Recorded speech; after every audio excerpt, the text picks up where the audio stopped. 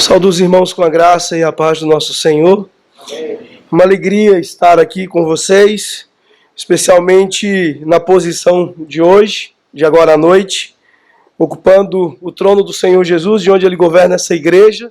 Está aos cuidados do reverendo Daniel, que bondosamente me concede nesta noite a honra de poder ser o mensageiro do Senhor, trazer a palavra do Senhor aos corações dos irmãos.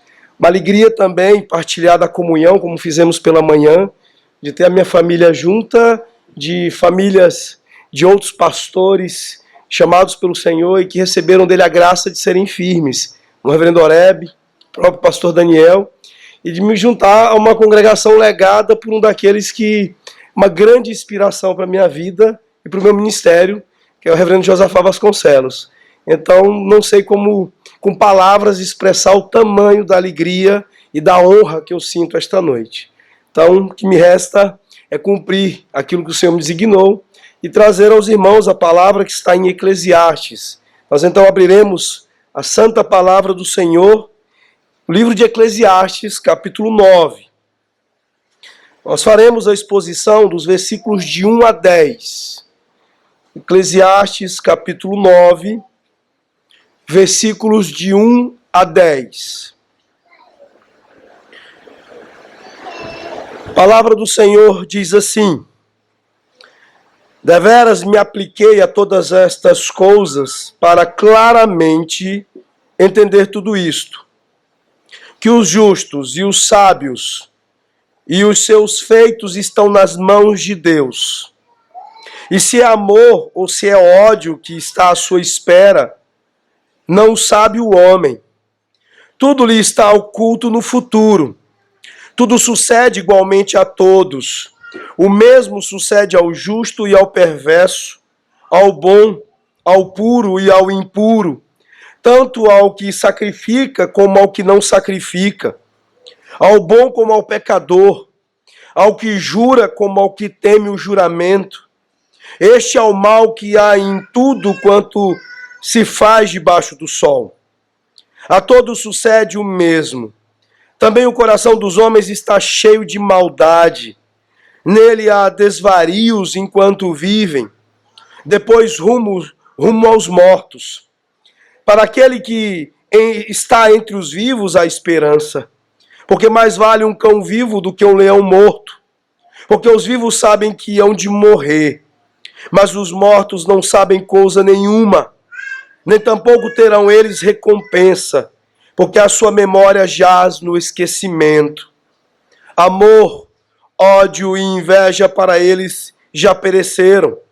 Para sempre não têm eles parte em coisa alguma do que se faz debaixo do sol. Vai, pois, come com alegria o teu pão e bebe gostosamente o teu vinho, pois Deus já de antemão se agrada das tuas obras. Em todo tempo sejam alvas as tuas vestes, e jamais falte o óleo sobre a tua cabeça. Goza a vida com a mulher que amas, todos os dias de tua vida fugaz, os quais Deus te deu debaixo do sol. Porque esta é a tua porção nesta vida, pelo trabalho com que te afadigastes debaixo do sol. Tudo quanto te vier à mão para fazer, faze-o conforme as tuas forças. Porque no além, para onde tu vais, não há obra, nem projetos, nem conhecimento, nem sabedoria alguma. Vamos orar. Senhor nosso Deus e nosso Pai bendito, ó Deus, nós exaltamos o teu nome. Nós te bendizemos, Senhor, e nós nos alegramos na tua presença. E, ó Deus, nos alegramos também no fato de que tu nos colocas agora a tua palavra para o governo dos nossos corações. Porque, ó Deus, neste momento em que acabamos de ler esta porção da Escritura, nós sabemos que aquilo que será explicado e aquilo que será aplicado, ó Deus, terão como uma expressão do conteúdo das palavras e do governo real do nosso Senhor Jesus Cristo sobre as nossas vidas. Não serão, ó Pai, meros conselhos.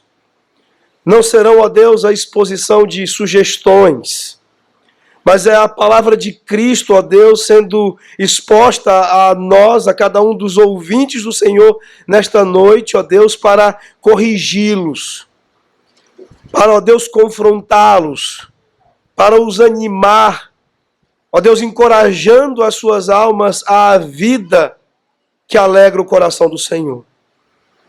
Deus, chamando-os a atenção e advertindo-os, ó Pai, quanto ao modo de viver que seja agradável ao Senhor. Ó Deus, portanto, que o Senhor neste momento esteja, através do Teu Santo Espírito, ó Deus, com poder, ó Deus, fazendo destas palavras operações em cada um dos corações aqui.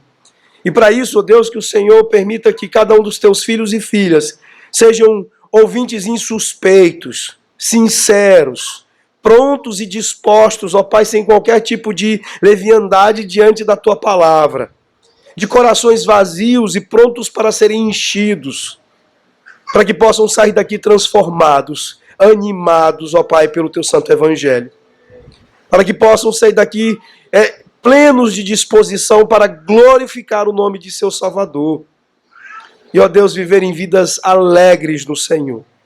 É o que nós te pedimos no nome do Senhor Jesus. Amém, Deus. Meus irmãos, eu gostaria nesta noite de olhar para o capítulo 9, versículos de 1 a 10, mas é necessário que a gente considere algumas coisas antes a respeito deste livro. Nós olhamos para o livro de Eclesiastes e o que nós vemos aqui é um livro lidando com uma coisa muito própria, não apenas dos dias de Salomão, o autor do livro, da sua própria vida, de seu próprio coração, mas de todas as épocas e também particularmente da nossa época. É um livro que lida com o vazio de significado. Colhendo uma expressão de Blaise Pascal, um escritor francês, escreveu um livro chamado Pensamentos, ele diz que é a luta de muitos de tentar preencher um buraco infinito, jogando coisas finitas dentro. Pascal chamou-nos a atenção para o fato de que somente algo infinito pode preencher um vazio infinito. E Eclesiastes é tudo sobre a luta, a lide de Salomão com o vazio de significado que ele trazia dentro do seu próprio coração. Quando nós fazemos esse livro a uma primeira leitura, ele traz os sentimentos de desespero, franca desesperança. Há aqui aspectos de uma filosofia rígida que já fez alguns cometerem o erro de achar que Eclesiastes era um livro para ímpios, como se fosse um livro de filosofia embutido dentro das Escrituras. Eu ouvi isso de um pastor meu em um determinado momento da minha vida, e isso é um grave erro, porque ao mesmo tempo que ele trata destas coisas, ele está cheio do Evangelho. Nós podemos com segurança dizer que Eclesiastes é um livro correlato à carta do apóstolo Paulo aos Filipenses. Por mais que ele trate de desespero, de agonia, de angústia, ele trata com aquilo que nós podemos chamar de realismo bíblico, sobre o verdadeiro caminho até o Evangelho, até a cruz do nosso Senhor e Salvador Jesus, que é um caminho de desistência de todas as falsas tentativas que nós empreendemos para achar significado, sentido para as nossas vidas. Aquilo que muitos de vocês estão, mesmo inconscientemente, batalhando, empreendendo, de segunda, terça, quarta-feira até sábado. Buscando, mesmo que inconscientemente, significado e sentido para a vida de vocês fora do Senhor Jesus Cristo. Fora daquele que é a grande e única referência de vocês, que é a identidade de vocês, que é o sentido da vida de vocês, que é o significado e o preenchimento todo ele da vida de vocês. E todas as outras coisas que vocês perseguem, mesmo filho, mesmo família, mesmo casamento, não passam de coisas que são dadas por ele como dons. Mas que muitas vezes ela tem sido o motivo pelo qual você vem à igreja, você compra um livro, você assiste uma palestra. Fazendo de Cristo um meio e não um fim. E não o sentido primeiro e último, o alfa e o ômega, que preenche toda a sua existência. Salomão, neste livro, ele percorreu estações em busca de significado e de preenchimento desse vazio. E esse livro é tudo sobre isso. Ele mesmo se autodenomina como pregador. Uma palavra que é traduzida do hebraico para o grego, foi vertida numa palavra mais moderna chamada Eclesiastes, Coelê. Então, uma expressão que traz e ajuda-nos a compreender grande parte do espírito desse livro. Nós poderíamos dizer que, basicamente, a mensagem, o espírito de Eclesiastes, é a de que todos os esforços do homem para encontrar a felicidade além de Deus são inúteis, mesmo quando Deus está pretensamente envolvido. A religiosidade pode enganar você por muitos modos. Você mesmo estando aqui, numa igreja fiel do Senhor Jesus Cristo, que prega uma doutrina correta, que ensina uma doutrina correta, que aconselha uma doutrina correta, você pode estar pelo motivo errado. Deus pode estar sendo um meio e não o sentido da sua vida. Ele pode estar sendo um meio para outras coisas. Talvez aquilo que seja o meio, o sentido da sua vida seja casamento, trabalho. Talvez por isso você tenha tanto interesse em ouvir as preleções do reverendo Oreb e de Simone, porque o casamento seja o centro da sua vida, porque estar bem com o seu marido e bem na criação dos seus filhos seja a coisa mais significativa da sua vida.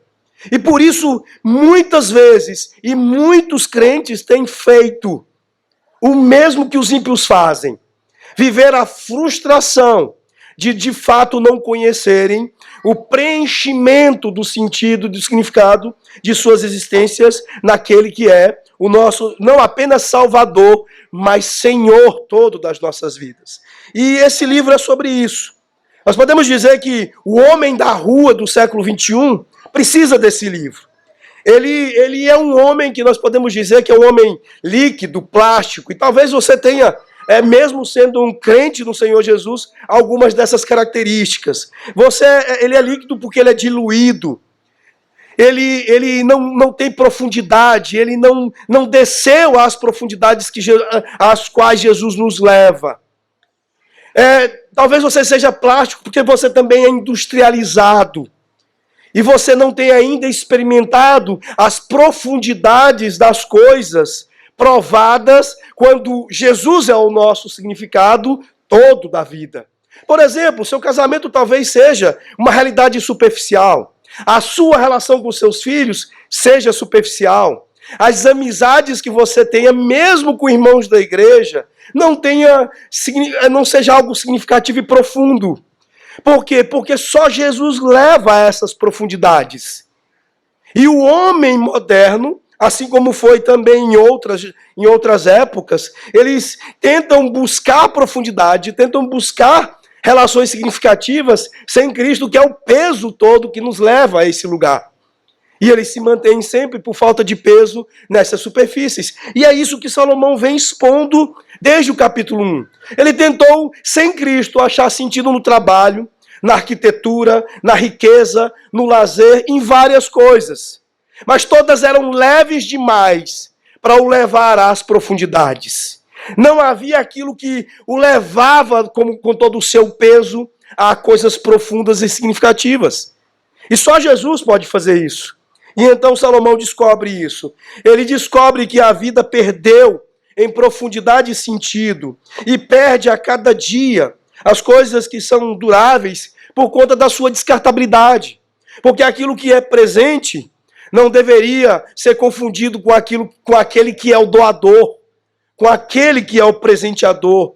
Não há nenhuma alegria duradoura em um presente, mas há alegria duradoura naquele que dá o presente. O homem é feito nos nossos dias para se sentir barato, comercial e morto. É isso que tem sido trabalhado o tempo todo. Até mesmo as relações, como o casamento, elas estão sendo propostas como algo para não durar, para serem descartados com o passar do tempo. E tudo isso porque, no passar do tempo, as pessoas insistem em serem indiferentes ao sol da justiça. Aquele que tem todo o peso do universo e sustenta todo o peso do universo, o nosso Senhor Jesus.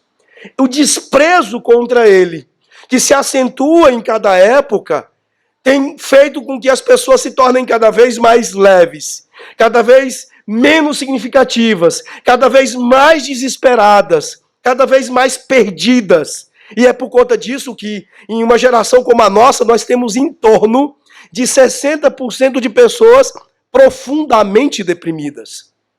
Isso sem falar que todas experimentam a depressão em algum nível. É certo que ela está lá. O que não se sabe, o que não se pode dizer de imediato é o tanto e o tamanho dessa depressão. E tudo isso, e toda esta, digamos, péssima leveza, porque o peso da glória de Jesus não está a significar as vidas dos homens, mesmo dentro de muitas das nossas igrejas. E esse livro, ele existe para nos ajudar nisso, para nos trazer a reflexão nestas coisas. Eclesiastes é a melhor notícia em torno de tais perplexidades, de todas estas coisas absolutamente frustrantes dos nossos dias.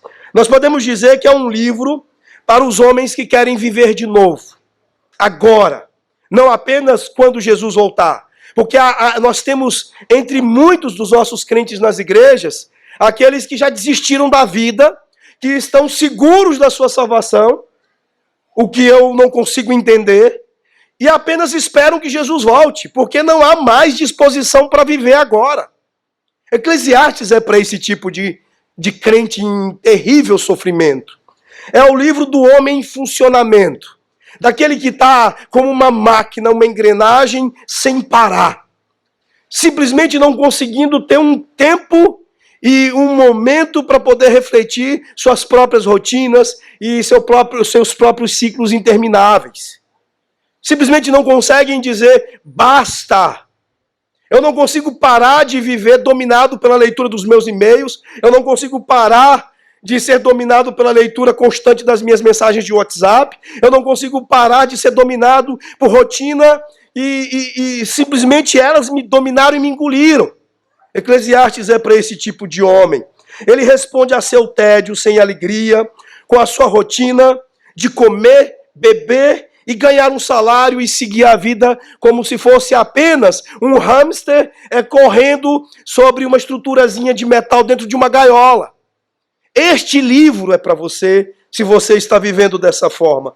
Esse livro, meu irmão, também é para o homem que pensa. O seu autor sabia que o homem que pensa, ele é assombrado por perguntas como: quem sou eu? Qual o sentido da vida? Devo ser mundano ou mais santo? O que dizer das pessoas que criam regrinhas e listinhas para tentarem estabelecer uma verdadeira forma de viver? Para mim, não viver, não beber, não fumar, não fazer isso ou não fazer aquilo. A pessoa se define em cima das coisas negativas, aquilo que eu não devo fazer. Do outro lado, você tem aquele que se limita a: eu vou definir algumas coisas positivas e minha vida vai se limitar a fazer estas coisas positivas. Enquanto que o Novo Testamento e o Evangelho e o apóstolo Paulo e outros vão nos chamar à liberdade no Senhor Jesus Cristo. A vida em que conscientemente e jogando fora todas as nossas listas, nós sabemos o que é a plenitude da vida, porque nós já conhecemos aquele que é a vida. E todas as coisas certamente são conhecidas nele. Este livro é para aqueles que precisam jogar essas suas listinhas fora. Meus irmãos, Francis Schaeffer, uma certa ocasião, disse o seguinte: há um tempo, uma determinada hora, quando uma mensagem negativa é necessária antes de qualquer coisa positiva poder começar. Muitas vezes as pessoas me dizem: o que você faria se você se encontrasse com um homem realmente moderno em um trem e você tivesse apenas 1 hora para conversar com ele sobre o Evangelho? Eu gastaria, disse Schaeffer, eu gostaria de passar 45 minutos falando de coisas negativas, para mostrar-lhe seu dilema real, mostrar a ele o que eu tenho, que o que eu tenho é mais morto do que eu penso ser. Então gostaria de ter 10 ou 15 minutos para lhe dizer o Evangelho. A menos que eu entenda que está errado, eu não vou estar pronto para ouvir e compreender o que está certo. O que Schaeffer, em resumo, quer dizer aqui? aquilo que Salomão fez em Eclesiastes. Salomão ficou vários capítulos dizendo, olha, eu tentei isso é uma tragédia, isso é errado, isso é ruim, isso não dá certo. Aí depois eu fui à frente e tentei isso também não deu certo. É como se ele pudesse dizer assim, olha, eu achei que eu estaria salvo da minha insignificância se eu terminasse o 2º grau e entrasse numa universidade, numa faculdade. Mas foram anos de frustração. Eu encontrei professores chatos, entediantes. Eu tive colegas perversos. E aí eu me formei. Bom, agora eu imaginei, agora eu vou ser salvo, porque agora eu vou fazer um concurso público, eu serei aprovado, e aí estarei salvo. E então ele passou por isso, foi aprovado, e aí descobre no primeiro dia de trabalho que o seu chefe é daquele tipo insuportável. Os seus colegas de trabalho são intratáveis. E o seu próprio serviço é um tédio só. Eu tenho que bater um carimbo aqui, e eu tenho que colocar uma folhinha ali, e eu tenho que levar um cafezinho acolá. Como é que eu vou encontrar salvação nisso? Frustração, tédio. Ele diz, eu já sei. Eu serei salvo se eu me casar. Eu vou arrumar uma bela moça, eu vou me casar e estarei salvo. E então ele se casa e descobre o quanto o casamento é cheio de desafios, é cheio de demandas difíceis. Ele começa a perceber que a sua esposa, depois de 2 anos, já não é mais tão gracinha com ele quando os dois estavam se cortejando. Que de repente ela já estava mais indisposta, mais cansada, menos paciente com as falhas e os pecados dele. E ele percebe que o seu casamento não o salvou. Ele diz, mas já sei, farei um filho nela. E o filho vai nos salvar. Não só a mim, mas a ela também. E aí as coisas, as demandas aumentam, as lutas aumentam e ele descobre que casamento, filhos, não salvou. Já sei. Quando os meus filhos estudarem, passarem no concurso, ganharem dinheiro, eles vão poder me comprar uma passagem para Paris. Eu vou para Paris e lá em Paris eu serei feliz. E aí lá em Paris, debaixo da Torre Eiffel, ele descobre que ele não foi salvo. Foi isso que Salomão fez. E é isso que Schaeffer disse que gostaria de fazer com o cara do trem. Ele gostaria de sentar com ele e desconstruir a vida dele, para que ele entendesse que a vida dele é nada e que Jesus é tudo. Salomão, ele trabalha este livro para dizer para vocês que ele era o homem que tinha tudo. Se nós pudéssemos escolher um cara hoje no mundo que talvez pudesse mais ou menos representar Salomão, seria muito difícil de achar. Talvez se a gente fizesse um combinado de Bill Gates com alguém da realeza britânica, vamos pegar uma mistura de Príncipe Charles, vamos pegar o herdeiro, Príncipe William, uma mistura de William com Bill Gates e algum outro grande gênio. Aí talvez chegasse mais ou menos no caminho de se parecer com Salomão. Porque ele era o cara do seu tempo. E ele está dizendo que ele, como o cara do seu tempo, não chegou nem perto de poder ter em todas as coisas da vida o sentido que se pudesse considerar satisfatório. Então, meus irmãos, eu quero dizer para vocês que Eclesiastes é tudo sobre o Evangelho. Ele certamente teria aprovado a abordagem de Schaeffer. E é isso que vocês precisam para a vida de vocês. Olharmos agora para o capítulo 9, umas das partes trabalhadas por ele. E nós entendermos algumas coisas do Evangelho aqui. Mas antes eu gostaria de deixar com vocês uma estrutura do livro, para que depois em casa vocês pudessem, quem sabe, ler esse livro e complementar as coisas que nós veremos aqui no capítulo 9. Se você olhar no capítulo 1, versículos de 1 a 11, nós vamos ver um resumo, a vida resumida. Salomão vai abrir toda essa sua experiência para fazer um resumo da vaidade, de toda essa tentativa frustrada. Do capítulo 1, versículo 12, até o capítulo 6, versículo 12, ele vai fazer uma comprovação dessa vaidade.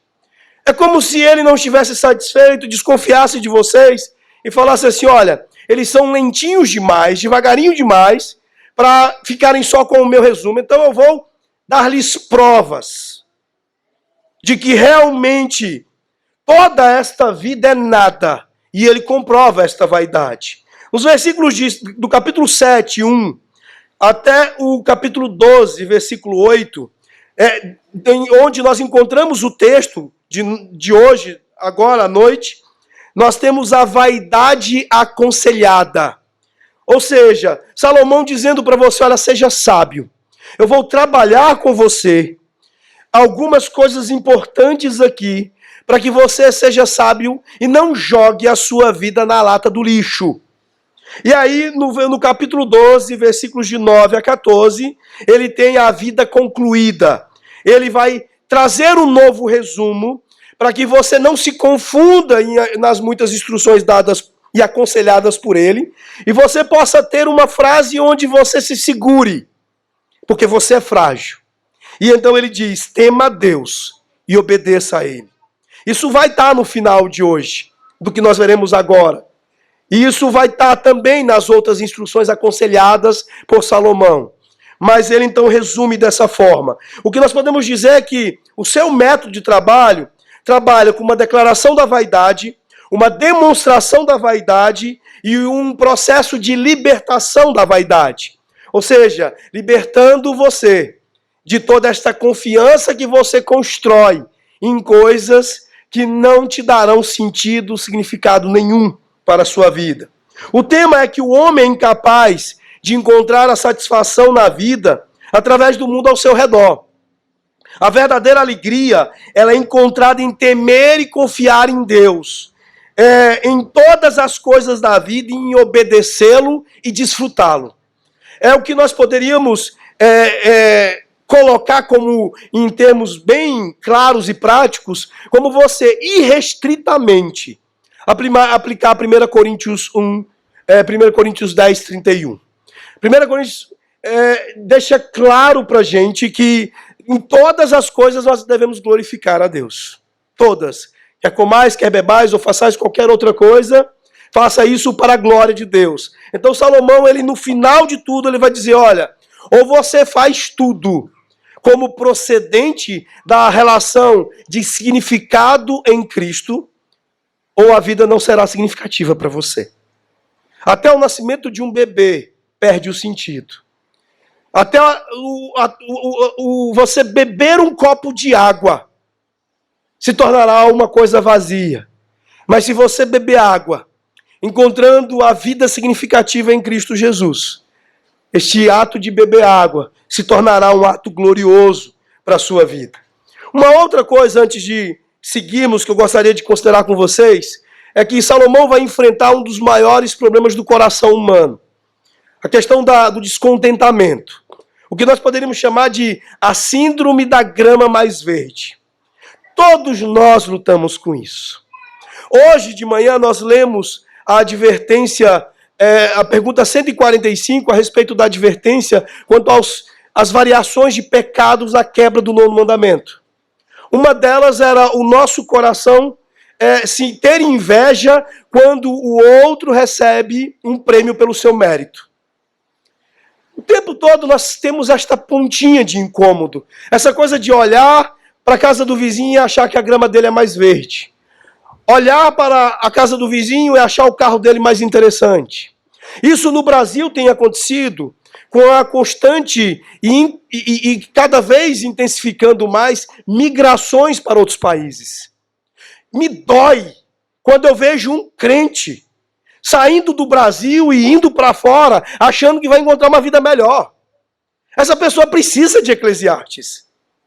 Aqueles que estão agora, nesse momento, nos aeroportos, de mala e cuia, indo embora para outras nações, precisam de Eclesiastes. Porque Salomão, aqui, ele trata da síndrome da grama mais verde. Daqueles que realmente acreditam, pelos motivos mais tolos, que viver nos Estados Unidos é melhor do que viver no Brasil. Um coração descontente e infeliz no Brasil, com Temer e toda a companhia que o acompanha. Será um coração infeliz, encravado no melhor bairro dos Estados Unidos. Essa é outra das coisas repletas do Evangelho aqui, que o livro de Eclesiastes vai trazer para você. O descontentamento, ele evidencia um coração que será insatisfeito, vazio, em qualquer lugar do planeta, por mais confortável que esteja. Porque vocês se lembram que Paulo e Silas não precisaram de conforto para estarem satisfeitos. Paulo e Silas não precisaram de segurança para estarem com os corações satisfeitos naquele que é o sentido das nossas vidas. E é isso que Salomão também trata neste livro. Então eu gostaria de encorajá-los a ler o restante do livro, os 8 primeiros capítulos e posteriormente os demais até o final, até o capítulo 12. Para que o Senhor possa tratar os corações de vocês em algumas coisas importantes. Mas nesta noite eu gostaria de pegar aqui o capítulo 9 e fazer algumas aplicações com vocês sobre algumas coisas que vocês precisam fazer antes de morrerem. Vamos começar? Primeiro, olhe comigo a primeira parte do versículo 1. Ele diz, olha, deveras me apliquei a todas estas coisas para claramente entender tudo isto. Ele está falando de todo o empenho dele lá atrás. Aquelas experiências, tentar ser salvo com isso, com aquilo outro, tentar achar sentido na vida com as várias tentativas que ele fez. E ele continua. Ele fez algumas conclusões e agora ele vai apresentar uma delas. Que os justos e os sábios e os seus feitos estão nas mãos de Deus. E se é amor ou se é ódio que está à sua espera, não sabe o homem. Tudo lhe está oculto no futuro. O que Salomão começa a fazer nesses primeiros versículos do capítulo 9 é dizer, olha, antes que você morra, você precisa se desfazer de alguns mitos. Você precisa se desfazer de alguns pensamentos errados que você tem. Uma das coisas que está na base da depressão são pensamentos errados. De acordo com Ed Welch, em seu livro Depressão, publicado pela Cultura Cristã, ele traz o diagrama simples do ciclo depressivo. O ciclo descendente da depressão é pensamentos errados, provocam sentimentos errados que nos levam ao estágio da depressão. E o que ele está começando a fazer aqui é lidar com pensamentos errados. De alguma maneira, os crentes colocaram na cabeça que se eu viver uma vida piedosa, Deus sempre me fará prosperar na terra. E Salomão está dizendo que isso é um mito. Isso não é uma verdade. Olha, primeiro, ele assenta claramente a questão. As coisas que vão suceder na sua vida, elas não são um simples efeito de ação e reação. Elas não são um processo meramente mecânico. Eu faço o bem, vai acontecer o bem. Eu trabalho muito, vou ficar rico. Ele diz, olha, está nas mãos de Deus. E Deus vai conceder resultados diferentes às mesmas ações. O cara pode trabalhar duro e ficar rico. E o cara pode trabalhar duro e ser pobre. Então aqui ele começa a trabalhar o realismo bíblico. O fato de que nós não somos chamados pelo Evangelho a simplesmente viver a vida piedosa, porque se vivemos uma vida piedosa, só coisas boas vão acontecer com a gente. E grande parte de nossa caminhada, empenho em buscar sentido na vida, em sermos tão determinados na vida cristã, é porque nós achamos que junto com o significado da vida, com o sentido, o preenchimento, a identidade cristã, vai vir uma vida boa. Como se eu fosse um sapo na lagoa. Não é assim que funciona. Há um grande problema porque há um falso evangelho pregado lá fora. O falso evangelho da prosperidade. Mas não há apenas o falso evangelho da prosperidade. Há o fato também de que há um cristianismo que Jay Packer chama de religião banheira quente. Ou religião vida mansa. Um cristianismo que pode ser chamado, dentre os reformados, que eu chamo de reforma caviar. Aquele que não é comprometido Com aquilo, por exemplo, que nós vimos mencionado no texto pela manhã, de não termos lutado até o sangue, de não termos lutado e batalhado. Ou a promessa da Escritura de que, se nós queremos viver piedosamente, nós haveremos de ser perseguidos. Nós vemos que o nosso país está sendo progressivamente tomado por uma ideologia que, mesmo minoritária em termos populacionais, tem se tornado majoritária em termos institucionais. Porque a população, a maioria é conservadora. Mas quando nós olhamos para as universidades, para os grandes centros de formação de opinião, o que nós vemos é gente contra a família, é contra a igreja cristã.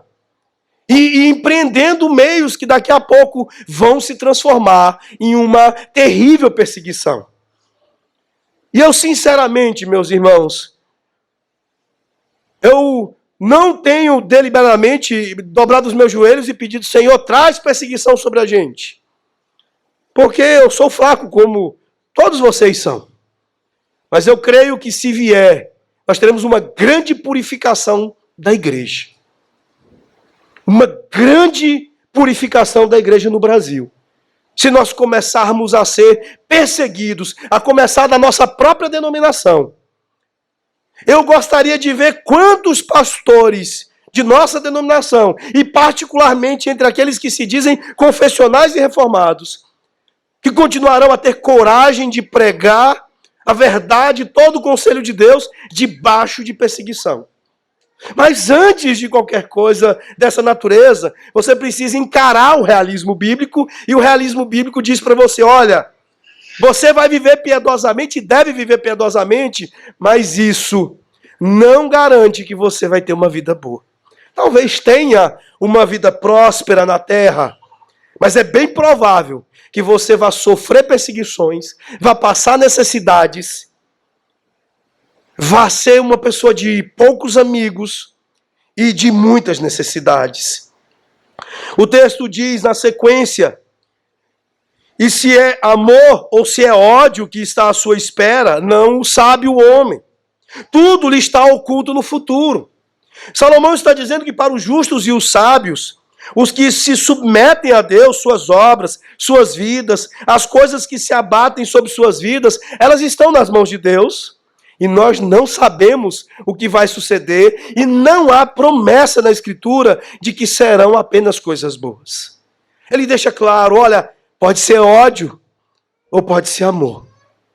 Talvez eu tenha uma congregação em que eu pregue firmemente o Evangelho do Senhor e os irmãos me abracem a semana inteira. Ou eu posso experimentar a dor de Jonathan Edwards de ser expulso do pastorado de uma congregação. Isso é o que pode acontecer. Nós estamos nas mãos do Senhor e Ele pode tanto designar uma coisa como outra. E é preciso realismo quanto a isso. Nada acontece aos filhos de Deus que não passe primeiro pelas mãos de Deus. Eu me lembro de uma ocasião simples, bobinha. Eu tinha saído para uma reunião do presbitério e levei os controles todos lá de casa, do portão eletrônico. E Érica tinha um evento da igreja e ficou trancada lá dentro. E ela agoniada, e sem conseguir falar comigo. E eu sei que depois ela encontrou com o pastor Carlos, que é o pastor que trabalha comigo no pastoreio da igreja. E ela já veio agitada e já ia reclamar da situação. O pastor Carlos virou para ela, levantou o dedo e disse: Deus quis. Antes de qualquer coisa, lembre-se, Deus quis. As pessoas costumam ver um carro bater na rua, aí os aloprados dizem: sangue de Jesus tem poder, como se fosse um amuleto para impedir batida de carro. Mas a coisa mais básica do realismo bíblico, nós temos tanta dificuldade de entender, que é: eu sofri um acidente terrível, pastor. Deus quis. Pastor, mas eu perdi o meu bebê. Eu queria tanto. Eu falei: minha irmã, a primeira coisa que o seu coração precisa entender é que Deus quis. Porque muitos têm atribuído ao diabo o que Deus quis. Porque muitos têm atribuído ao Detran o que Deus quis. Porque tem muitos atribuído a Temer, a não sei quem, como se este mundo não fosse governado pelo grande Deus das nossas vidas. Fará bem à sua alma. Sempre entender que eu estou sem emprego. Deus quis. O salmista, no Salmo 37, versos 23 e 24, ele diz: o Senhor firma os passos do homem bom, e no seu caminho se compraz.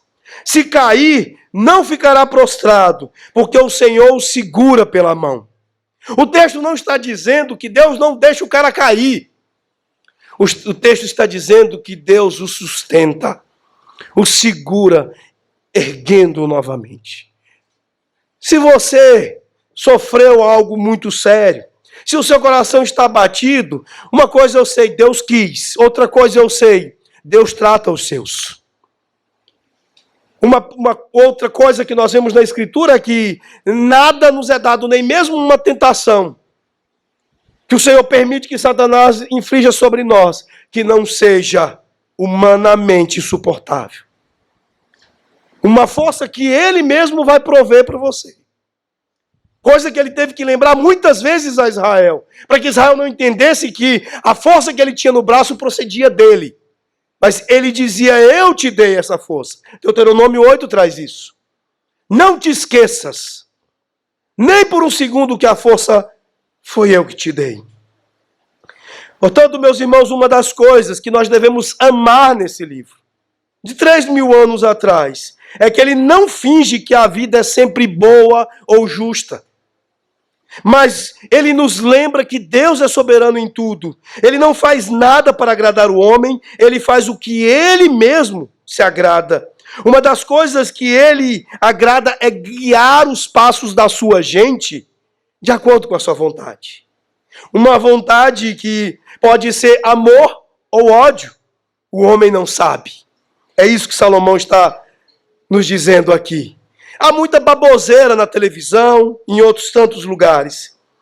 Como se, de repente, aceitar, crer no Senhor Jesus, resolvesse todos os meus problemas bancários, todos os meus problemas profissionais e amorosos e de todo tipo. O problema é que essas pessoas vão encontrar muitos problemas para poder sustentar isso. O mais importante deles é a Bíblia. A Bíblia não sustentará a falsa teologia deles, o falso evangelho deles. Eles não vão saber lidar, por exemplo, com a cabeça cortada de João Batista. Como é que a teologia da prosperidade se sustenta diante disso? A mensagem do evangelho de Jesus Cristo não é que se você for bom, ele irá te abençoar. A mensagem do evangelho é que ele é o suficiente. É que mesmo que você esteja sofrendo terrivelmente com o desemprego, ou mesmo que você tenha sofrido um terrível acidente e tenha perdido as funções do seu corpo, mesmo que você tenha se casado com uma belíssima mulher e 2 anos depois ela se torna uma tetraplégica, Jesus ainda é suficiente.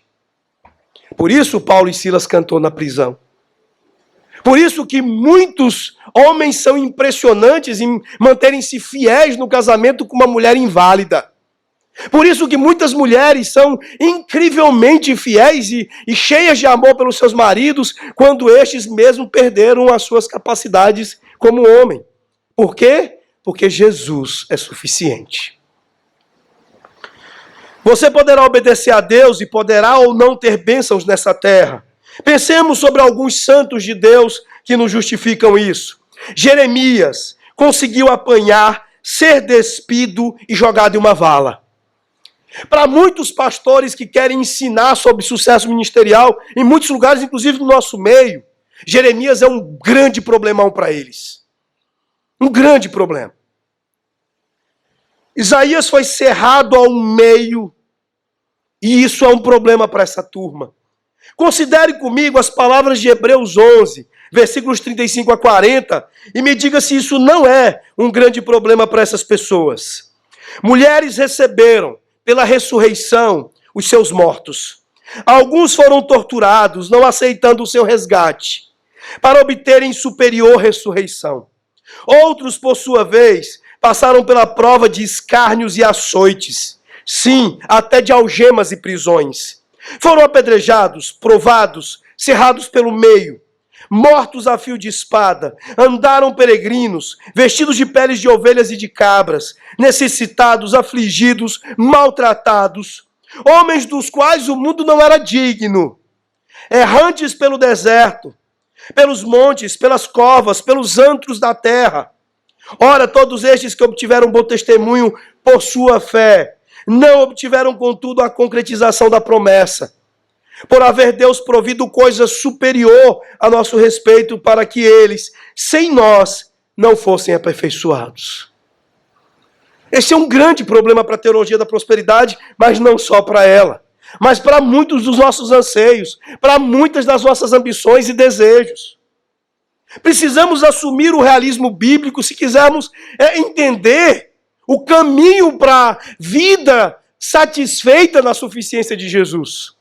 Enquanto você alimentar o seu coração pela crença de que Deus lhe deve alguma coisa, de que os teus atos bons ou a tua piedade te darão alguma coisa, você vai experimentar angústia e depressão. O caminho para a satisfação em Jesus é quando você diz: nada nesse mundo me satisfaz. Nem minha esposa, nem meus filhos, nem o melhor dos empregos, nada. Só o Rei dos Reis, o Senhor dos Senhores, poderá preencher o buraco infinito que eu carrego no meu peito. Aí você encontra satisfação. É preciso uma carga absoluta de desistência até que você encontre a satisfação em Cristo. Enquanto tiver alguma e uma única coisa sustentando você, na confiança de que aquilo te confere aquilo que somente Cristo pode conferir, Ele não vai fazer o trabalho que só Ele faz. Porque Ele não aceita concorrentes. Uma certa ocasião, um sujeito, eu não lembro o nome, entrou no Chicago Bulls de Michael Jordan. Jordan fez 69 pontos, ele fez um pontinho, errando um lance livre, acertando o outro. Depois saiu. Na beira da quadra, ele dava entrevistas dizendo: essa noite foi a noite em que eu e Michael Jordan fizemos 70 pontos. Eu creio que grande parte de vocês, se não todos, estão vivendo as vidas da mesma forma. Jesus fez. Eu e Jesus fizemos 100%. Eu quero convencer vocês de que vocês não devem tentar contribuir nem com 1%, arrumando satisfação em qualquer coisa que não seja exclusivamente Jesus. José, no Egito, sofreu também. Sofreu no poço, na prisão, na casa de Potifar, em escravidão. E em Gênesis 50, verso 20, ele diz: vós, na verdade, intentastes o mal contra mim, porém Deus o tornou em bem para fazer, como vedes agora, que se conserve muita gente em vida. Esse rapaz podia ter se afundado em depressão, entrado naquela fase de irresponsabilidade do ciclo de baixo, em que ele falou: o senhor, não faço mais nada. O senhor me botou nessa encalacrada, é poço, é prisão, é essa mulher safada dando em cima de mim. É toda essa confusão. Mas aquele moço entendia que o que quer que acontecesse, Deus bastava. E agora ele sabe com maestria dizer que todos os propósitos do Senhor nos conduzem de todas as maneiras, para que nós possamos entender no fim das coisas que Ele tem o propósito elevado para tudo. O que dizer de Jesus? Ele foi crucificado e esta era a vontade do Pai. E ele ora, ele expressa na sua humanidade a sua dor, a sua aflição, e ele diz: Pai, se possível, passa de mim este cálice, no entanto, seja feita a tua vontade. Não se surpreenda que uma vida com sentido e muito gratificante, às vezes possa incluir dons fantásticos, mas que também às vezes possa incluir sofrimentos fantasticamente horríveis. Uma das grandes inspirações da minha vida, eu tenho escolhido algumas ao longo dela, é Jim Elliot. A frase de Elliot é: não sofra, não seja tolo por sofrer por perder aquilo que você perderia de qualquer jeito, para ganhar aquilo que você não pode perder. Ontem eu perguntava para as crianças sobre o que o homem mau pode tirar da gente. Ele pode tirar até a vida, mas há uma coisa que ele não tira de você. E a gente pode trocar a palavra que eu usei com as crianças ontem pelo seu sentido mais glorioso. Eu disse a elas que a salvação não nos pode ser roubada pelo homem mau. Mas o que eu posso dizer para vocês é que Jesus não pode ser roubado de você. Eles podem te roubar sua esposa, seus filhos. Eles podem tirar tudo de você. Mas eles não podem tirar Jesus de você. E o que eu tenho claro para vocês deste realismo bíblico é que isso deveria ser suficiente para você. O que importa é que o nosso coração seja absolutamente submetido a Deus ao ponto de que seja essa a nossa posição. De que nós saibamos que de fato Ele é soberano, Ele controla tudo. Outra verdade que Salomão está trabalhando aqui na sequência, nos versos 2 e 3, acompanhe comigo. Tudo sucede igualmente a todos, o mesmo sucede ao justo e ao perverso. Ele só agora vai desdobrar o mesmo argumento. O realismo bíblico agora traz o fato de que a morte do piedoso não é melhor do que a morte do ímpio. Olha, ao bom, ao puro e ao impuro, tanto ao que sacrifica como ao que não sacrifica, ao bom como ao pecador, ao que jura como ao que teme o juramento. Este é o mal que há em tudo quanto se faz debaixo do sol. A todos sucede o mesmo. Também o coração dos homens está cheio de maldade. Nele há desvarios enquanto vivem. Depois, rumo aos mortos. Ele amplia o argumento para dizer, olha, o realismo bíblico também diz que a sua morte não será melhor do que a do ímpio. Uma certa ocasião, os comunistas invadiram um orfanato chinês. Não me lembro exatamente a data, mas eles foram desafiados a negar a Jesus. Era uma instituição cristã. E se não negasse, cada um ia receber uma bala na cabeça. E 2 já haviam declinado, quando uma menininha pequenininha de 8 anos foi até o fuzil do soldado, pegou e apontou para a testa dela. E morreu, do mesmo jeito que morreram ímpios por aí.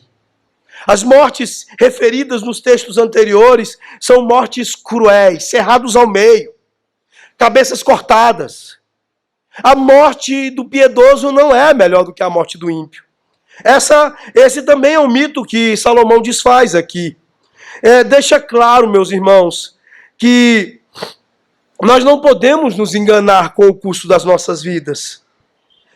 Os versículos 5 e 6, ele diz, porque os vivos sabem que de morrer, mas os mortos não sabem coisa nenhuma.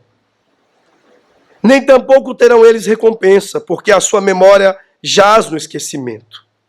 Amor, ódio e inveja para eles já pereceram. Para sempre não têm eles parte em coisa alguma do que se faz debaixo do sol. O que Salomão está querendo dizer é que aquilo que faz diferença é o que vem depois. O que faz diferença não é a maneira como nós morremos. Ou não, é simplesmente o fato de que se eu sofro ou não. O que faz diferença é que estes versículos não se aplicam a nós, nesta parte dos versos 5 e 6. Porque o nosso amor foi na frente. Porque o nosso amor morreu uma morte, que é o tipo de morte que nós vamos morrer, com a certeza da ressurreição. Porque o nosso amor, ele morreu, mas reviveu. E por isso nós viveremos eternamente com ele. E ceiaremos com ele e viveremos com ele por toda a eternidade. Então a grande diferença está em estender o olhar mais para frente. E não simplesmente querer encontrar as diferenças entre nós e os ímpios, os benefícios das diferenças entre nós e eles aqui. Você não vai encontrar a diferença entre você e o ímpio se você tem uma vida próspera ou não. A diferença entre você e o ímpio não está no sucesso dos seus filhos. O meu filho é crente, ele deveria conseguir as melhores carreiras. Não é assim que os tolos lá fora dizem? Crente não nasceu para ser cauda, mas para ser cabeça. Tolice! E Salomão está desconstruindo isso. Para que você entenda que o sentido, a vida significativa, não estão nessas coisas. Você pode estar pleno de sentido, de significado, pleno de satisfação, pleno de alegria, apenas quando você está satisfeito em Cristo. E isso pode acontecer num buraco, no deserto, numa prisão, diante de um fuzil, pronto a disparar contra a sua testa. Como aqueles crentes coptas no Egito que tiveram suas cabeças decepadas pelo ISIS, pelo Estado Islâmico, e os momentos finais e as últimas coisas pronunciadas por suas bocas foram porções das Escrituras e hinos ao Senhor. Ou como fez John Hus, que enquanto a sua carne começava a queimar, ele cantava gloriosamente ao Senhor. Ou como Horatio Spafford, autor de Eu Sou Feliz, Feliz em Jesus, que compôs isso no preciso local onde dias antes havia naufragado o navio que levou sua esposa e filhas.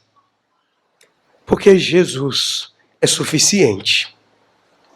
Isso que Salomão está nos trazendo. Ele está dizendo para você, sob o sol você pode estar feito, mas você não tem mais influência além do sol. Seu amor morre, morre seu ódio, sua inveja morre com você. Você vai deixar tudo aqui quando você morrer. E Jesus, em Marcos 8,36, ele diz, pois que aproveita o homem ganhar o mundo inteiro e perder a sua vida. Saiba definir o que é prioritário. Saiba entender o que de fato é importante. Mas a parte final do texto, ele vai trabalhar positivamente. Ele trabalhou aqui desconstruindo algumas coisas que certamente ameaçam os pensamentos de vocês. E a parte final deste capítulo 9, ele dá uma olhada positivamente para esta vida significativa, que é uma vida centrada em Jesus, que é uma vida satisfeita em Jesus somente.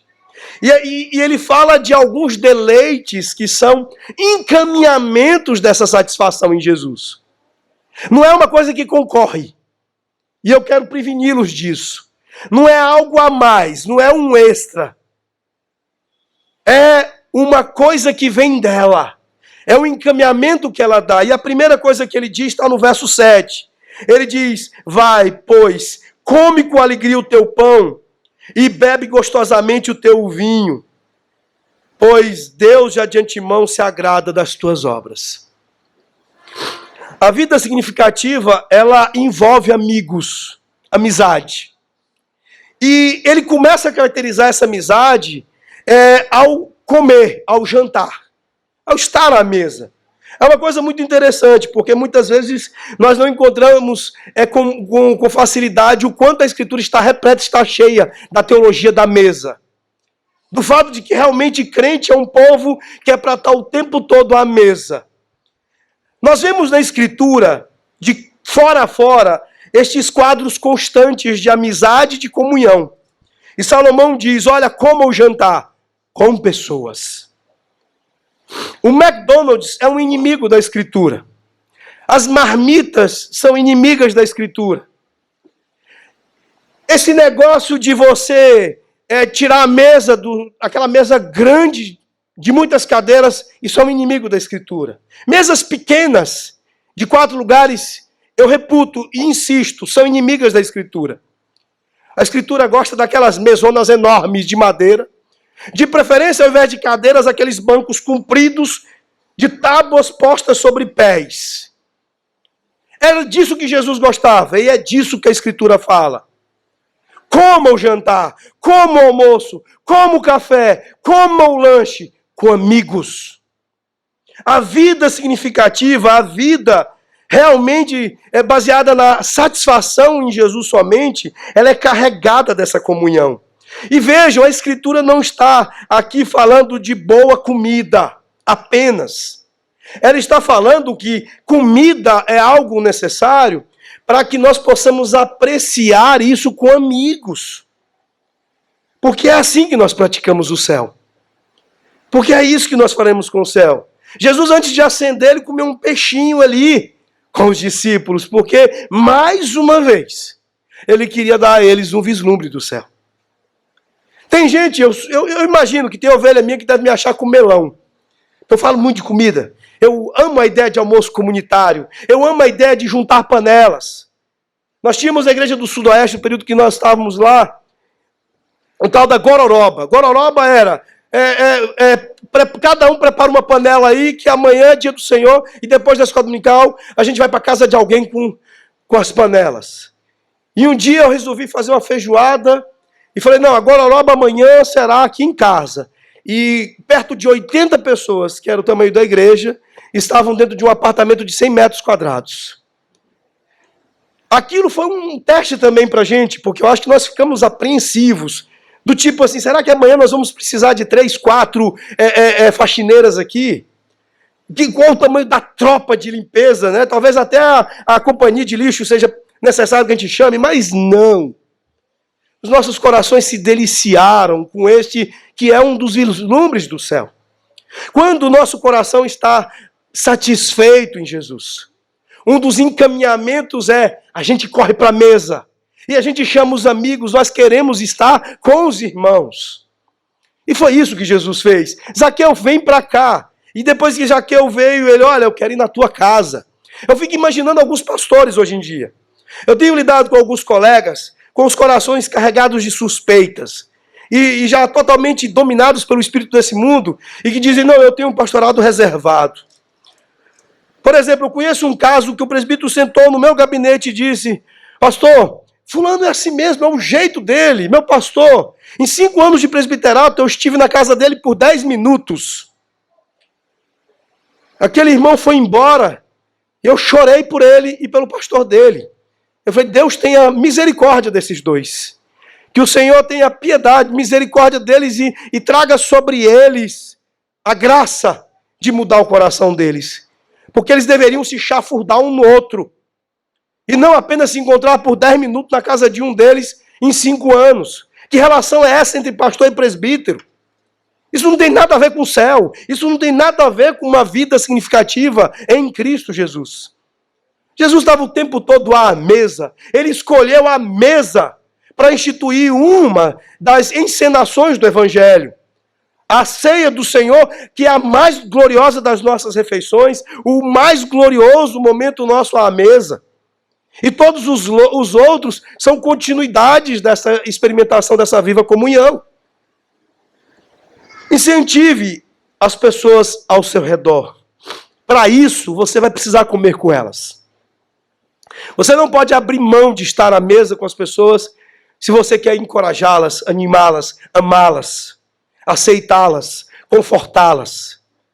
Você só fará isso se você estiver continuamente à mesa com elas. Lucas 7, 34 diz, veio o Filho do Homem, comendo e bebendo, e dizeis, eis aí um glutão e bebedor de vinho, amigo de publicanos e pecadores.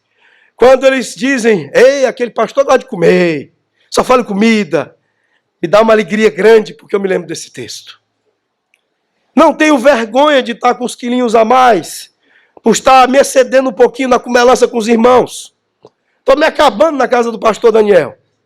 Vou me acabar na próxima semana com as coisas maravilhosas que a moça que trabalha para Flávia preparou para a gente.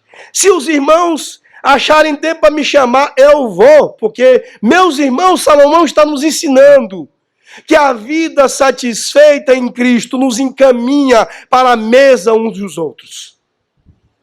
Não simplesmente pela comida, mas porque lá nós teremos a ocasião e a oportunidade de nos confortar mutuamente, de nos encorajar, de nos animar, de nos amar.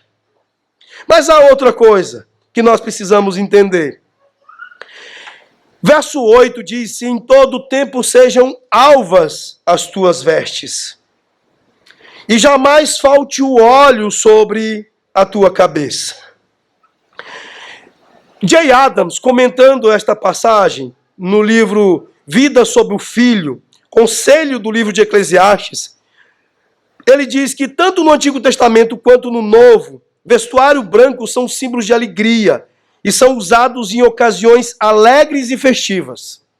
Normalmente, alguém que lê este versículo vai dizer: não, isso aqui está na cara que é sobre santidade. Mas Adams, e não apenas eles, outros, dizem que o foco sim há uma questão de santidade aqui. Mas como qualificadora. A santidade aqui é a qualificação. O que realmente é o espírito destes versículos é a alegria santa. Por quê? Porque a ideia de Salomão, imagino com toda a sabedoria infinita do Espírito Santo, era prevenir-nos do hedonismo. De não confundirmos nem por um segundo esta alegria com a alegria hedonista, que toma conta da vida de muitos crentes. De muitos crentes que acham que não, o negócio é só comer, é só beber, não, tá com os irmãos, então nós vamos aprontar todas. Aí vira uma espécie de farra entre crentes. Não é disso que nós estamos falando. E para preveni-los, deixar claro de que toda esta ocasião festiva, alegre, é para que possamos dar ocasião aos frutos do Senhor Jesus, também chamado de fruto do Espírito, ao desenvolvimento mútuo do caráter de Jesus. É para que nós possamos aprofundar os laços do Evangelho. É para que cada brinde possa ser feito à glória de Cristo. É para que a gente possa aprofundar cada vez mais as nossas realidades todas na realidade do Evangelho. Então, não é simplesmente, vamos comer, vamos beber. É que você possa entender que Cristo deve permear toda essa nossa festividade e alegria. Muitos pastores, eles visitam muito. Eu me assusto com estatística de presbitério, que alguns, em um mês, chega a fazer 300 visitas. Aí eu fico assim de cara, eu falei, mas normalmente são visitas protocolares ou visita apenas para comer. Aí o cara come, que delícia, que pão de queijo gostoso, e pai se empanturra, e aí vai embora para poder dormir em casa. Não é disso que estamos falando. Estamos falando de estarmos juntos à mesa com alimento, com vinho, mas para que nós possamos ter ocasião para o Evangelho.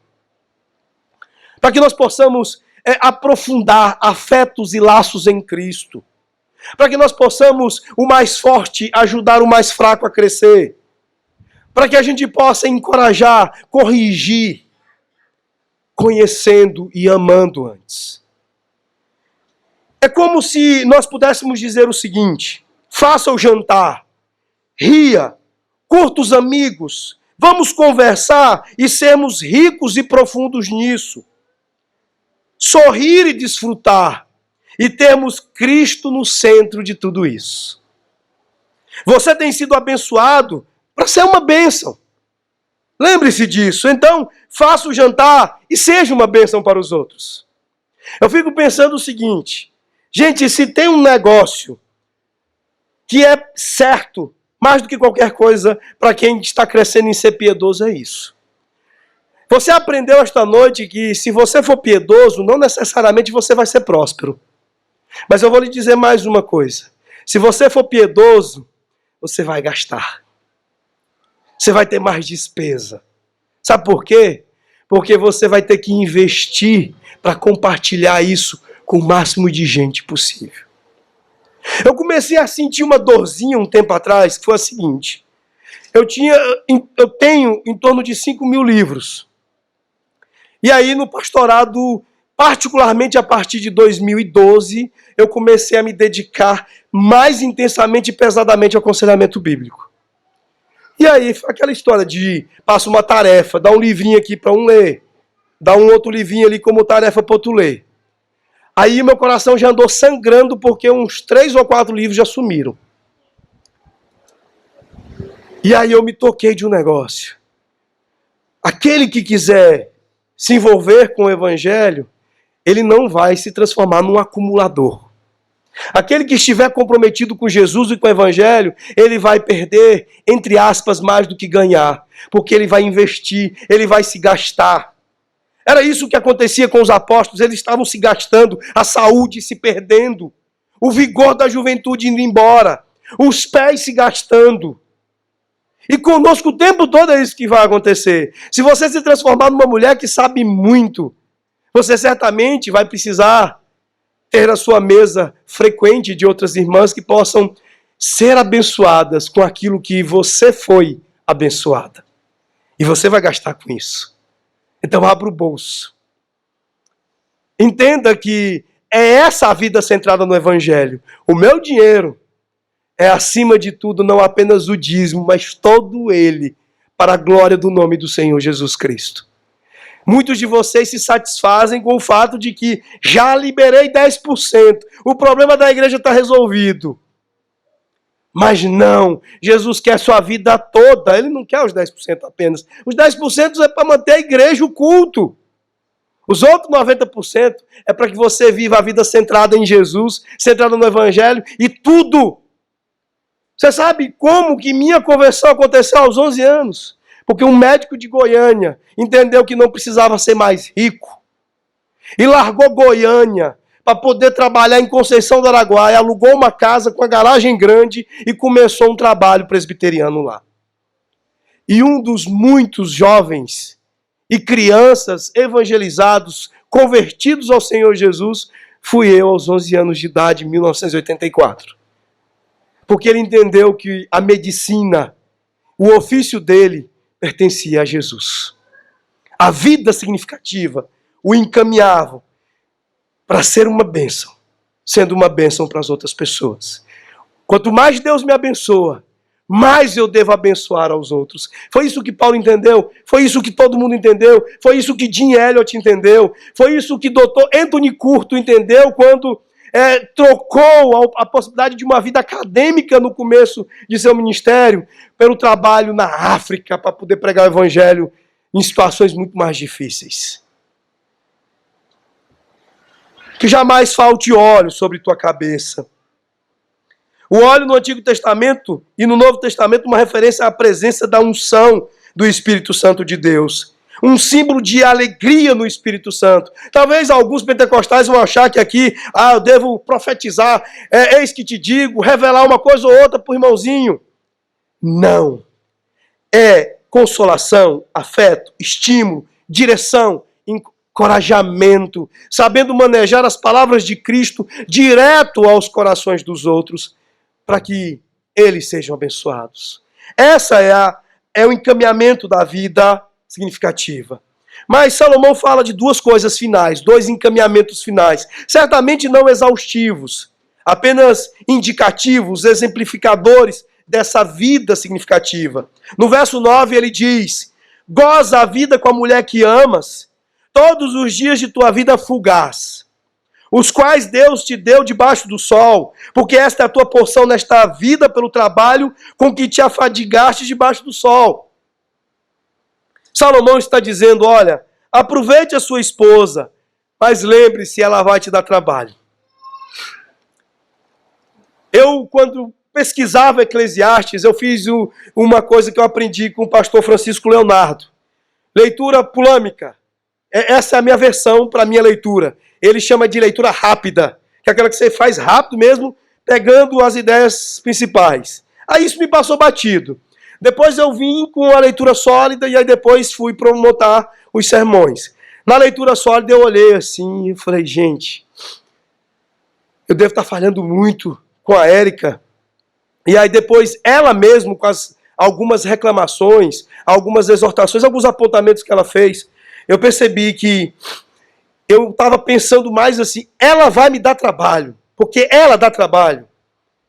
E aí com Eclesiastes eu entendi uma coisa, não é porque ela me dá trabalho, é porque esse é o meu trabalho e eu não quero trabalho. E Salomão está dizendo, olha, você precisa entender que você vai desfrutar o jantar com os amigos, o culto vai ser maravilhoso, O domingo, dia do Senhor, é uma grande feira da alma. Você vai conversar com os amigos, mas não se esqueça dos pratos. Há pratos para lavar. A mesma coisa acontece com a sua vida. Os pratos são os bastidores da mesa. A esposa é o bastidor da sua vida, homem. Agora, nós costumamos pensar nos pratos para lavar como uma coisa difícil, como um trabalho chato. E ele está nos exortando a entender que nós precisamos levar isso a sério e desfrutar. Entender que mesmo com alguns aspectos que realmente possam parecer difíceis, mas há uma grande glória nisso. Porque vejamos, vocês aprenderam que é tudo sobre o evangelho casamento. Não foi isso? Horebe disse isso lá embaixo, para os homens. E Jesus teve trabalho e está tendo trabalho com uma coisa que é uma baranga. Porque a igreja é uma baranga que vai ser uma grande princesa. Está se tornando com o passar do tempo. Jesus diz, eis que faço novas todas as coisas. Podemos dizer, eis que estou tirando a feiura e deixando as coisas belas. Só que as nossas esposas não são barangas. E nós não queremos o trabalho. Jesus teve todo o trabalho e nós não queremos trabalho. A gente quer tudo facilitado. Olha, nós precisamos entender que o casamento envolve trabalho. Especialmente para o homem. E o homem não quer trabalho. Uma coisa que me preocupou quando eu ouvi o conselho de Marta Pease, de que harmonia e paz são coisas fundamentais e que são providas pela mulher, é que isso se transforma numa justificativa para quem gosta de justificativas. Porque muitos homens e homens que eu tenho aconselhado, eles dizem, mas pastor, mas não tem harmonia e paz nenhuma na minha casa, não dá para trabalhar. Eu não consigo trabalhar no meio da bagunça. Não é assim com muita gente? Tem pessoas que só conseguem trabalhar se tudo estiver em ordem. Ah, mas eu não tenho computador, como é que eu vou escrever? Ninguém mais escreve à mão, não é assim? Máquina de escrever já foi há muito tempo. Hoje as pessoas querem um bom tablet ou algum instrumento desses para poder redigir alguma coisa. Eu, particularmente, não conseguiria fazer uma redação hoje de concurso ou vestibular à mão. Não conseguiria. E isso, em grande medida, tem sido a luta dos homens no casamento. Eles não estão dispostos ao trabalho que precisa ser feito. E Salomão está dizendo, olha, você tem que trabalhar. 1 de Pedro, capítulo 3, verso 7, fala um pouco desse trabalho. Diz, olha, da mesma forma os maridos, vivei com suas esposas em uma maneira de entendimento, mostrando honra à mulher como vaso mais frágil, uma vez que elas são herdeiras com você da graça da vida, para que suas orações não sejam interrompidas. Vamos tentar ser menos abstratos e mais concretos. Vocês são fortes, elas são frágeis. Aí você chega de um dia de trabalho pesado, trabalhou o dia todo. E aí eu chego em casa, caramba, e esse tanto de louça na pia? A mulher não fez nada.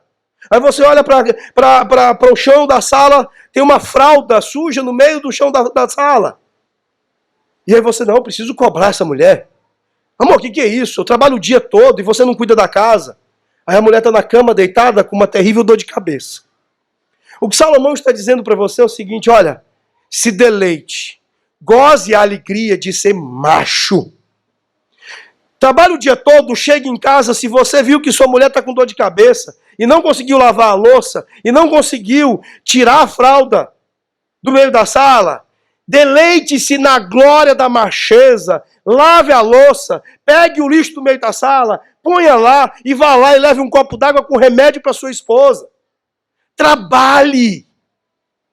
Se deleite no fato de que esse é um dos encaminhamentos que você tem na vida com Jesus. Foi esse o trabalho que Adão falhou em fazer. Ele deixou a mulher dele solta lá. O Satanás chegou lá, mexeu, chafurdou, confundiu a cabeça, o coração daquela mulher. E aí o Senhor Deus interpela quem? A mulher? O homem. Adão, o que tu fizestes? O que, não por quê. O que tu fizestes? Então Salomão está dizendo, olha, goza, deleite-se. É importante que a gente fale com elas. Não importa como você fala, é importante, como diz o apóstolo Pedro, mostrar honra à mulher como um vaso mais fraco. Assuma a responsabilidade, seja homem, seja o pastor da sua casa.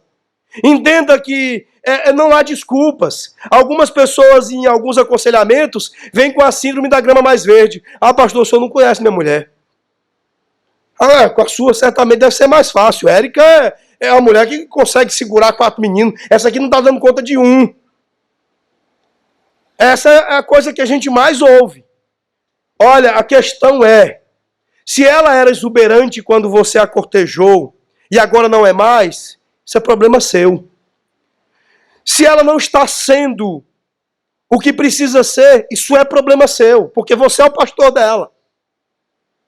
Entenda isso. E Salomão está nos chamando a esse trabalho, e não apenas para fazer ele como quem encara uma pilha de prato sujo, com enfado, doido para poder comprar uma máquina de lavar louças.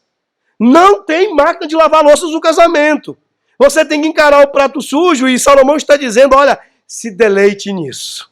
Ela é mais frágil, ela vai ter dor de cabeça, ela vai sofrer porque ela não tem a sua força. As coisas são mais difíceis para ela. Eu vou falar um negócio para vocês, eu tenho pavor da minha fraqueza para os próximos anos. Porque eu estou meio que matando o cavalo, como disse o pastor Daniel, né? Acabando com a minha própria saúde. Mas minha mulher, ela me deu 4 filhos. Ela me sustentou por 15 anos até aqui, como um grande presente de Deus na minha vida. E eu preciso ter uma força, que eu preciso dobrar os joelhos no chão e clamar aos céus. Senhor, dá-me graça. Socorre e me ajuda, porque eu preciso me deleitar na minha esposa. E eu preciso honrá-la como vaso mais frágil. Então ainda vou lavar muita louça, recolher fralda até que o Noah desfraude. E ainda precisarei fazer muito, e preciso fazer com alegria do trabalho de Érica. Esse é mais um dos conselhos que ele dá como parte da vida centrada no Evangelho. E o último, vejam comigo o verso 10. Tudo quanto te vier a mão para fazer, faze-o conforme as tuas forças, porque no além para onde tu vais, não há obra, nem projetos, nem conhecimento, nem sabedoria alguma. Uma vida significativa se engaja no trabalho. Há uma alegria e satisfação no trabalho duro. Só que as pessoas estão buscando sentido na vida no trabalho fácil. Não, pastor, meu trabalho é muito desgastante. Olha, até presbítero indo para o gabinete insatisfeito com o trabalho. Descontente. Trabalhar em banco é muito ruim, pastor. Vai para a roça. Talvez seja mais fácil. É um choramingando para cá, outro para acolá. Teve um moço que está namorando já há um tempo, a gente já está sinalizando, olha, está passando da hora. Você precisa virar macho e casar, compadre. E ele, mas eu não consegui nada na minha área. Eu falei, então você vai arrumar qualquer área. Ganhar dinheiro, casar e sustentar a sua mulher. Nós estamos hoje assimilando um cristianismo nerd. Hipster, como eu disse ao pastor, cheio de frouxo e de gente que a gente às vezes até duvida da masculinidade. Homens que não sabem empunhar uma furadeira, que não sabem trabalhar com as mãos, que não sabem o que é trabalhar duro. Salomão está dizendo que aquele que vive uma vida significativa em Cristo Jesus trabalha duro e trabalha em qualquer coisa. É engajado com o trabalho. Ele vai prover a família dele com certeza, porque ele vai trabalhar de qualquer jeito. Nós precisamos nos lembrar que o nosso Senhor, ele, possivelmente muito antes dos 12 anos em que ele esteve diante dos doutores da lei e os impressionou, já sabia fazer muita coisa em madeira. Sabendo da marcenaria.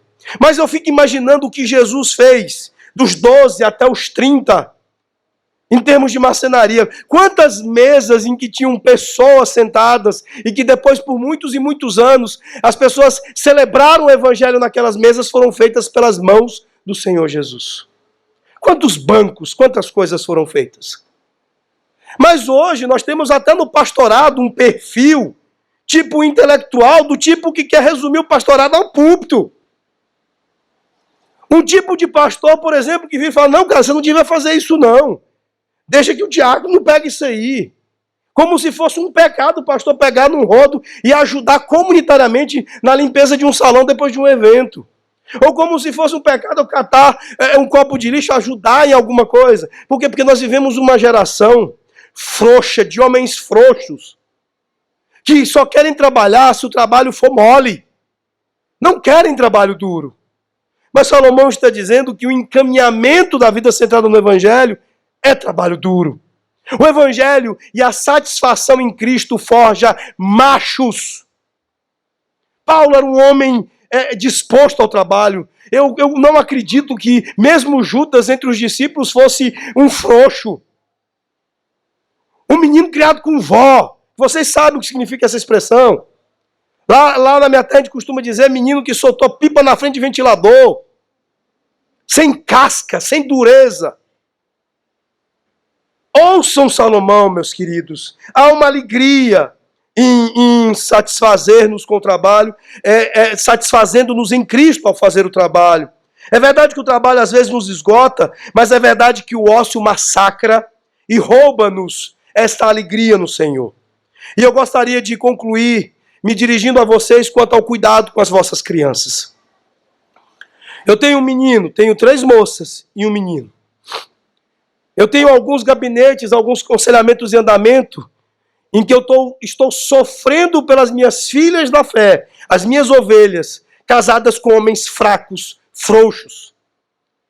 Casamentos que estão à porta da tragédia, porque os homens foram criados como meninas. A primeira coisa que vocês precisam fazer com os vossos filhos, especialmente os homens, é desligue a TV. Retire-os do videogame. Eu estive uma vez visitando um rapaz de 41 anos, presidente da UMP. Aqui vocês felizmente não têm isso, mas devem saber o que é isso. E o cara estava dentro do quarto dele, ele tinha sofrido um acidente fraturado a perna e eu fui visitá-lo. E ele estava dentro do quarto dele, ele apertou o controle remoto, desceu uma tela de projeção enorme, havia um projetor e ele ficava ali com o joystick dele jogando videogame horas a fio. Casou recentemente com uma moça 22 anos mais jovem do que ele, filha de um pastor. Reputei como loucura. Se você quer criar seu filho como homem, desde pequeno ensine para ele que ele vai precisar trabalhar duro. E vício em videogame, vício em televisão, cria homens fracos. Uma das principais tragédias que tem alimentado a fragilidade masculina nos nossos dias são estes hábitos como parte da infância, do desenvolvimento das nossas crianças. Eu espero que Deus os abençoe, que você possa ouvir estas palavras ditas esta noite e entender o que Salomão disse para você. Vá para o jantar e invista em relacionamentos com as pessoas. Não perca tudo o que nos foi dado. Siga ainda a pequena voz de Deus. Despeje-se em relações profundas, especialmente com o seu cônjuge. Trabalhe duro e no final encontre sempre o que Deus lhe pediu e lhe seja obediente. Vamos orar. Senhor nosso Deus e nosso Pai, ó Deus, nós clamamos ao Senhor, ó Deus, que o Senhor tenha misericórdia de nós, ó Pai. Nós te suplicamos, ó Deus, que o Senhor nos traga ao convencimento do coração a respeito do realismo bíblico. Que o Senhor, Pai, nos faça entender que a vida não será fácil por sermos piedosos. Pelo contrário, ó Deus, nós precisamos da piedade até porque a vida é dura e difícil. Não apenas, ó Deus, porque estaremos agradando ao Senhor, porque é essa a destinação da nova criação que nos tornamos em Ti, mas, ó Deus, porque também isso é meio, é força, para podermos desbravar esse mundo tão hostil, tão cheio de maldade, tão cheio de inimizade contra Ti e contra o Teu povo. Ó Pai, tem misericórdia destas famílias aqui. Que o Senhor, ó Deus, conceda a eles experimentar em Cristo Jesus estes encaminhamentos gloriosos, ó Pai, da vida satisfeita em Ti. Ó Deus, faça e permita que eles possam florescer em experimentar vivamente todas estas coisas. É o que nós pedimos no nome do Senhor Jesus. Amém, Deus.